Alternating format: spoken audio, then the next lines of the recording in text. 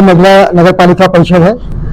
इसका ये प्रथम निकाय चुनाव यहाँ पर अभी होने जा रहा है। 23 तारीख को मतदान होना है, 25 तारीख को यहाँ पर काउंटिंग होगी और 30 तारीख तक यहाँ पर नॉमिनेशन की डेट थी। लेकिन यहाँ पर क्या है कि जो हमारे जो स्थानीय लोग हैं, हमारे स्थानीय जो प्रतिनिधित्व है, उसको दरकिनार करके यहाँ पर कुछ बाहरी लोग, जो कि हमारे पूर्व यहाँ पर किच्चा विधानसभा के 10 साल विधायक रहे राजेश शुक्ला जी, वो अपने भतीजे सचिन शुक्ला का निर्विरोध निर्वाचन करवाना चाह रहे थे। और इसी क्रम में उन्होंने यहाँ पर जो अन्य जो निर्दलीय प्रत्याशी थे, क्योंकि कांग्रेस के जो अधिकृत प्रत्याशी थे श्री हरिओम चौहान जी, तो उनका पर्चा तकनीकी कारणों से खारिज हो गया था। उसके बाद कांग्रेस पार्टी ने निर्दलीय उम्मीदवार श्री राकेश यादव जी को समर्थन दिया था, लेकिन जो पूर्व विधायक राजेश शुक्ला जी, उन्होंने अपने धनबल के द्वारा, बाहुबल के द्वारा उन्होंने राजेश शुक्ला जी को, क्या कहते हैं, राकेश यादव जी को उन्होंने बैठा दिया। इसके बाद एक अन्य जो निर्दलीय प्रत्याशी थे श्री हरीश जोशी जी, उनके साथ भी इन्होंने इसी प्रकार का इन्होंने प्रकरण किया। अब ये सांठ-गांठ की राजनीति को इसी प्रकार से आगे बढ़ाते हुए हमारे पास भी आए। 31 तारीख को इन्होंने हमको प्रलोभन दिया कि आप हमसे पैसा ले लो या कोई भी अन्य प्रकार से जो भी चीजें इस तरीके से करके और आप अपने नामांकन वापस ले लो। तो हमने इनको यही कहा, हमने कहा विधायक जी, आप यदि आप इतने लोकप्रिय हैं तो आप जनता के बीच में आइए, जनता के बीच में अपनी बात रखिए। अब मैं तो बहुत ही साधारण परिवार से आने वाला व्यक्ति हूँ, मैं बहुत ही सामान्य व्यक्ति हूँ, और ठीक है, जनता ने मुझे खड़ा किया है, ठीक है, मेरे लोगों ने मुझसे कहा है कि ठीक है आप आगे आइए, समाज के लिए खड़े होइए, तो मैं समाज का प्रतिनिधित्व करने के लिए मैंने अपना नामांकन मैंने करवाया है। और ये क्या कहते हैं, चुनाव में आप आइए, चुनाव के जैसे भी हमारे लोकतांत्रिक जो तरीके हैं उस तरीके को आप उस तरीके से हम आगे को लड़ेंगे। लेकिन उसके बाद मतलब उन्होंने मेरे को वही बाहुबल से और उस तरीके से प्रभावित करने का वो किया, तो मैंने उनसे फिर वहां पर मेरे को उनसे ज्यादा बात करना मेरे को उचित नहीं लगा। मैं ठीक है, मैं इधर से मैं आ गया।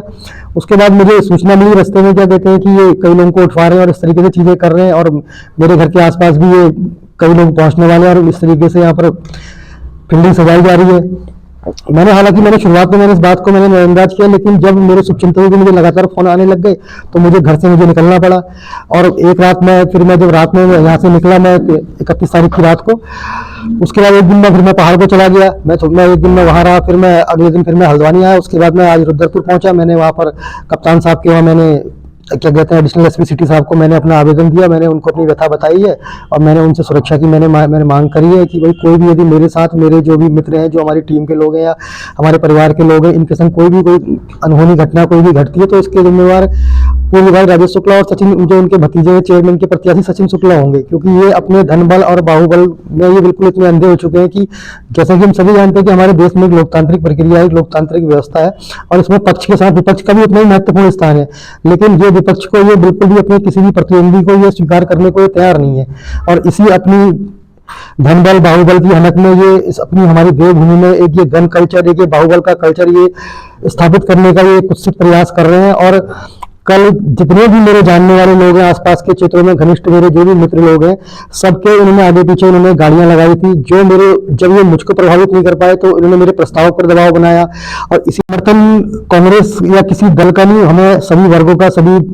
संप्रदायों का, यहाँ पर जो नगला के स्थानीय लोग हैं, सभी लोगों का हमें समर्थन मिल रहा है। और यदि कोई दल मुझे समर्थन करता है नगला के विकास के लिए, नगला के लोगों को मालिकाना हक दिलाने के लिए, तो न केवल मेरे द्वारा अपितु बल्कि पूरी नगला के द्वारा, नगला की जनता के द्वारा उसका स्वागत किया जाना चाहिए। के साथ, अपने परिचित के साथ वो घर से गए और उसके बाद ये उनके घर पर पहुंचे। इन्होंने उनकी माता जी को उन पर दबाव बनाकर उनकी माता जी को दबाव बनाया और इन्होंने फिर एक झूठी रिपोर्ट लिखवाने का प्रयास किया कि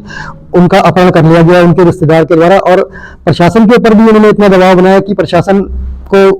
उस पर कार्रवाई करनी पड़ी, और जो उनके रिश्तेदार थे उनके घर पुलिस गई। जब उसके बाद जो हमारे जो प्रस्तावक थे, जब वो शाम को वो पहुंचे और उन्होंने वहां पर सारी स्थिति स्पष्ट करी, तब जाके ये बात क्लियर हुई कि हाँ, वो जहां पर भी गए थे अपनी स्वेच्छा से गए थे। भी जानते हैं कि पिछले यहाँ पर 5 से 6 दशक से नगला में जो मूलभूत जो समस्या है, जो यहाँ का जो मूल मुद्दा है, नगला धीरे धीरे नगर के रूप में नगला बढ़ते रहा, तो नगला का जो मूलभूत मुद्दा है यहाँ पर नगला के मालिकाना हक को लेकर है। और पिछले काफी लंबे समय से यहाँ पर लोगों की ये मांग रही है कि उनको मालिकाना हक मिले, कोई इस प्रकार का स्थायी समाधान निकले कि जो उनके सर पे जो छत का संकट है, जो रोज उनके सर पे एक तलवार लटक रही है, तो उस भय को दूर किया जा सके। और जैसा कि मैं आपको बता रहा हूँ कि जो हमारे ये पूर्व विधायक रहे, ये 10 साल ये यहाँ पर विधायक रहे, राज्य में सरकार रही, केंद्र में सरकार रही, ओबीसी सीट को ये जनरल सीट करवा सकते हैं, तो क्या ये यहाँ पर इस तरीके से हमारे लोगों को, यहाँ पर नगला में लोगों को उनका मालिकाना हक मिल सकता था, पट्टे मिल सकते थे, या कोई इस प्रकार का समाधान, कोई इस प्रकार की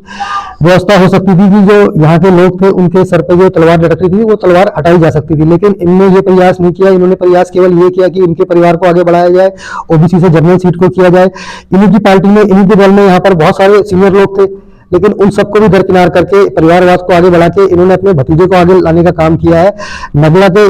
यहाँ के लोगों का इन्होंने पिछले 15 साल में यहाँ के लोगों से इन्होंने वोट लिए, यहाँ के लोगों से इन्होंने नोट लिए, यहाँ के लोगों से इन्होंने कहा कि ये न्यायालय में जा रहे हैं तो ये क्या वहां पर कार्रवाई हुई, क्या हुआ क्या नहीं हुआ, कैसे खर्चा हुआ। तो जनता के बीच में तो इस प्रकार की कोई बात ये लेके नहीं आए कि जनता का पैसा कहाँ गया क्या हुआ।